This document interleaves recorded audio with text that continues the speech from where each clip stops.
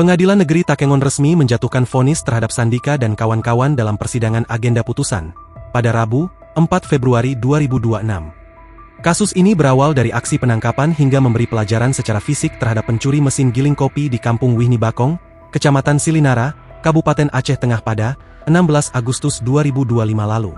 Amatan Tribungayo.com, kantor PN Takengon mulai ramai dihadiri puluhan masyarakat dan keluarga terdakwa serta puluhan anggota keamanan dari Polres Aceh Tengah. Sandika Mahbengi bersama 3 rekannya, Mukhlis Afandi, Maulidan, dan Al-Huda Hidayat, duduk berjajar di kursi terdakwa.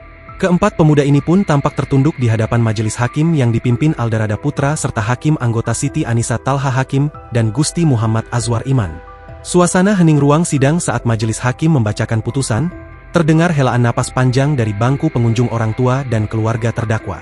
Sandika CS diputus terbukti bersalah dengan hukuman 3 bulan penjara. Namun, hakim memberikan pilihan lain dapat diganti dengan pekerjaan sosial selama 150 jam di RSUD Datu Beru Takengon. Lebih lanjut majelis hakim menegaskan, jika memilih pekerjaan sosial, para terdakwa diwajibkan mengabdi selama 5 jam sehari dalam jangka waktu 10 hari setiap bulan di RSUD Datu Beru. Mendengar tawaran, jalan tengah, tersebut, Sandika CS tidak langsung memberikan keputusan. Para terdakwa menyatakan akan berpikir terlebih dahulu dalam menentukan sikap terhadap putusan tersebut. Hakim memberi waktu 7 hari bagi mereka untuk menentukan pilihan.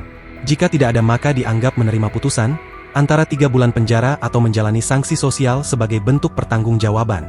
Download Tribun X sekarang, menghadirkan lokal menjadi Indonesia.